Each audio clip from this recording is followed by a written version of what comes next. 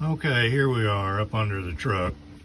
As you can see, there's the oil drain line coming off the bottom of the turbo.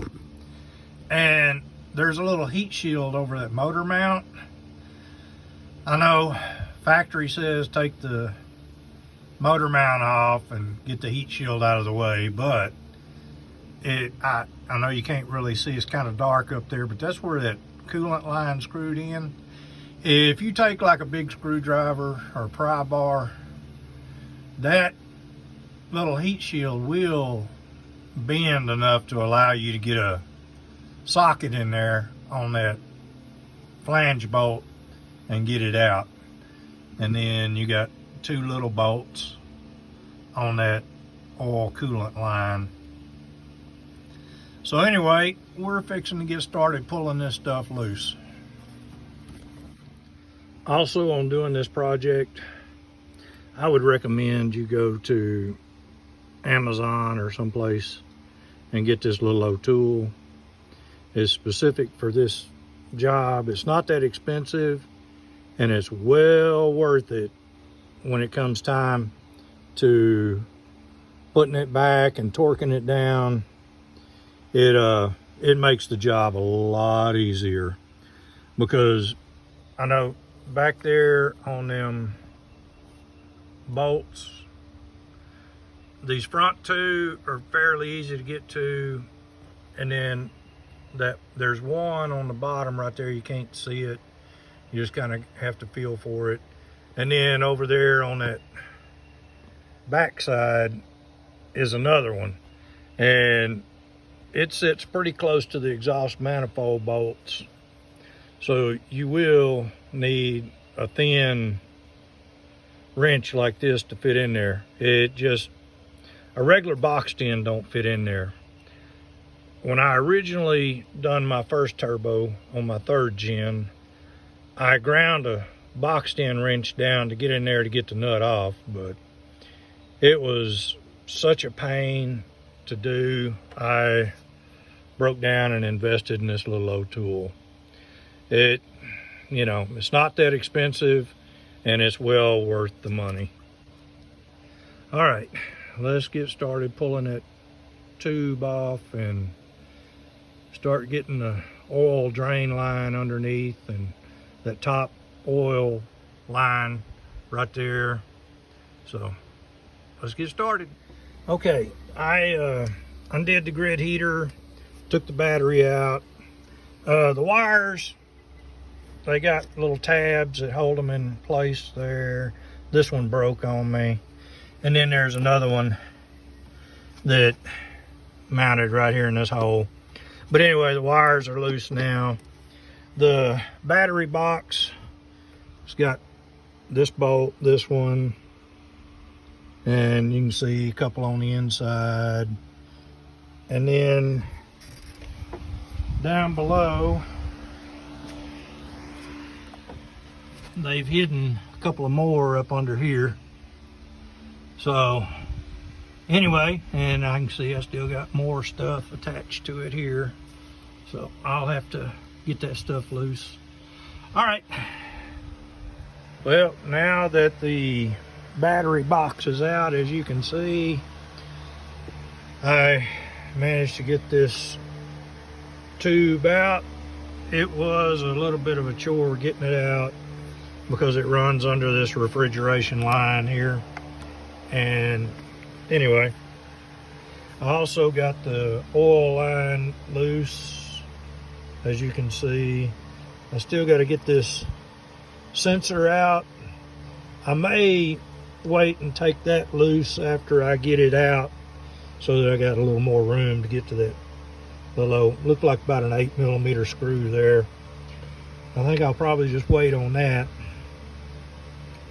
So what I like, oh, and I did get that motor mount loosened up. With the weight of the motor sitting on it, I was able to ratchet it loose without having to put a backup wrench on the back of it. There's not enough room to get an impact wrench in there because the air conditioning compressor's right there, and then the radiator and all that mess. But I was able to get a little 3/8 ratchet with a deep socket, a little cheater bar, and get it loose. So I'm gonna get underneath it now and undo that oil line from the bottom. I'm gonna take them 2 screws out, and then I'm gonna come back and get that funny looking little tool and see if I can't break them nuts loose on that manifold. And then I'll be ready to put a jack under this engine and pick this side up. And hopefully, oh yeah, I still got to undo that exhaust pipe too. I'll do that from underneath as well. I'm not gonna take the exhaust pipe itself loose, but I am gonna take this clamp right here where it actually clamps up to the turbo. Instead of taking this elbow loose from the exhaust pipe, I'm gonna take it loose from the turbo itself. And anyway, that's the next plan, to take that clamp loose. It does loosen up from the bottom. I know you can't see it, but the screws on the back side of that clamp pointed down, and then of course that oil drain line right there. I'm going to do it from the turbo itself. I'm not going to try and get it out of the block. I don't want to take a chance of breaking it or whatever, but anyway. All right, better get to it. Well, it is officially out. It is officially out.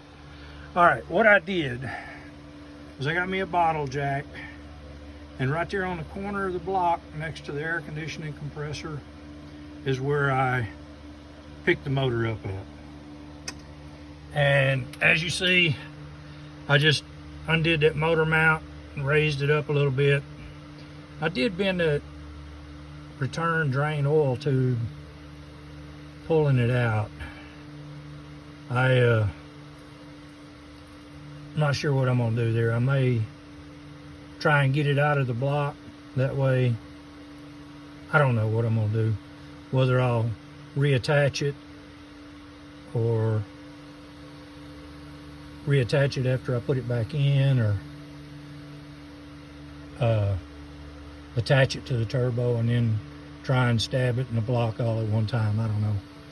Just have to play it by ear and see. But anyway, there it is. I left the sensor in. After looking around, I found the plug, managed to get it undone. It's that little yellow one right there. It was kind of hidden behind that oil filter. But anyway, and I pulled it right up through here. I know what I'd heard was to roll it over that shock tower right there, but heck, with it motor up like it is, I was able to pull it out right there by hand. So anyway, that's how it came out. And now it's just got to go back in reverse order. All right, I hope this was helpful and beneficial to you. And just remember to hit that like and subscribe button. I sure would appreciate it.